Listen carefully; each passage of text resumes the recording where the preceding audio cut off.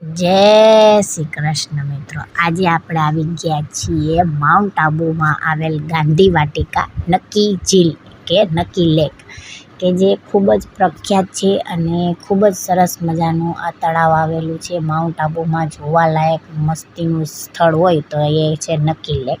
મિત્રો, કહેવાય છે કે શિયાળામાં તો અહીં બહુ જ મજા આવે છે અને શિયાળામાં આખું તળાવ જો બરફ છવાયેલો હોય તો બરફથી આખું છવાઈ જાય છે, ત્યાં બરફ જામી જાય છે, એવો સરસ મજાનું આ તળાવ થઈ જાય છે મિત્રો.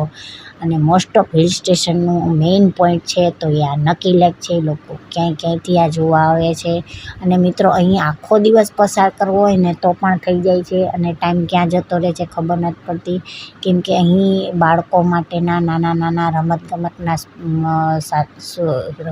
પણ આવેલી છે. તો એ ઉપરાંત અહીં બોટિંગ પણ થાય છે. બોટિંગ માટે પેડલ બોટિંગ છે, પછી પેલી કેમ્પ પણ છે અને એ સાથે વોટર જોબ પણ છે કે જ્યાં નાના નાના છોકરાઓ અંદર બલૂનવાળામાં બેસીને અંદર ડાન્સિંગ કરી શકે છે ને એમાં જમ્પિંગ પણ કરી શકે છે મિત્રો.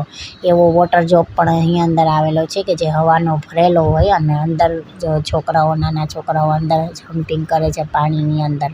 તો મિત્રો, એટલા સરસ મજાના અહીં ગેમ્સ પણ આવેલી છે, ગેમ્સ ઝોન પણ છે મિત્રો, કે જેથી કરીને નાના બાળકો અહીં ગેમ્સ પણ રમી શકે.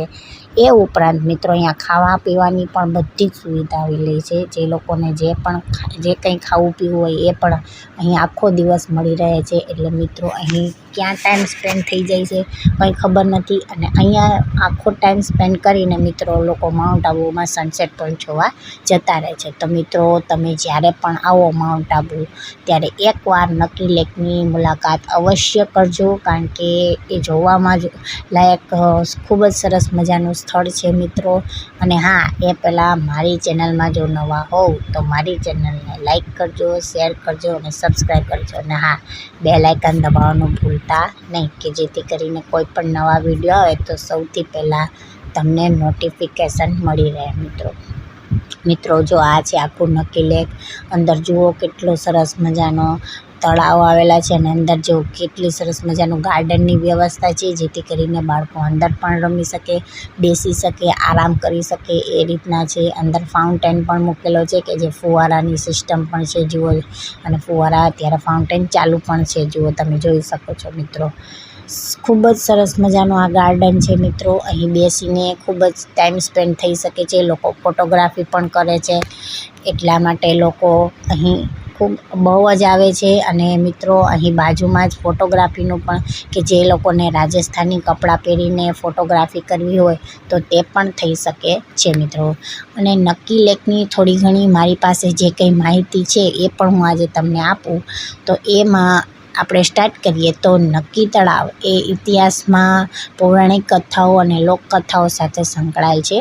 એવું માનવામાં આવે છે કે દેવતાઓએ પોતાના નખથી આ તળાવ ખોદ્યું હતું, તેથી તેનું નામ નક્કી તળાવ પડ્યું. અન્ય એક લોકવાયકા અનુસાર એક રાજાએ શરત લગાવી હતી કે જે કોઈ પોતાના નખથી એક રાતમાં તળાવ ખોદી નાખે તે તેની પુત્રી સાથે લગ્ન કરાવશે. તો રશિયા બાલમ નામના શિલ્પીએ આ કામ કર્યું હતું, પરંતુ રાજાની પત્ની આ લગ્ન માટે મંજૂરી ન આપી. તો મિત્રો, આ છે આ નક્કી તળાવની એક લોકવાયકા અને એક એની જે દંતકથા છે એ મેં તમને જણાવી. પણ મેઇન વાત તો એ છે કે દેવતાઓએ પોતાના નખથી આ તળાવ ખોદ્યું હતું, એટલા માટે અહીં નક્કી તળાવ એવું નામ પાડવામાં આવેલું છે મિત્રો. આ નક્કી તળાવ એ માઉન્ટ આબુમાં માનવસર્જિત તળાવ છે અને લગભગ 1100 મીટરની ઊંચાઈએ આ નક્કી તળાવ આવેલું છે. કેટલાક સ્થાનિક આદિવાસીઓ આ તળાવને પવિત્ર માને છે અને તેની પૂજા પણ કરે છે. નક્કી તળાવ એ માઉન્ટ આબુનું મેં તમને કીધું એ મુખ્ય આકર્ષણ છે. અહીં બોટિંગ અને બીજી ઘણી બધી પાણીમાં ક્રીડા ગેમ્સ કરી શકાય એવી બધી આવેલી છે. અને મહાત્મા ગાંધીના અસ્થિઓનું વિસર્જન પણ આ તળાવમાં કરવામાં આવ્યું હતું. તેના સ્મરણાર્થે અહીં ગાંધી ઘાટ પણ બનાવવામાં આવ્યો છે મિત્રો. તો આ મારી પાસે જે કંઈ માહિતી હતી મેં તમને આપી. જુઓ, તમે જોઈ શકો છો મિત્રો. જુઓ, અહીંયા નકી લેકમાં બાળકોને જો રમી શકાય એવી ઘણી બધી ગેમ્સ પણ આવેલી છે, બોટિંગની સુવિધા પણ છે મિત્રો.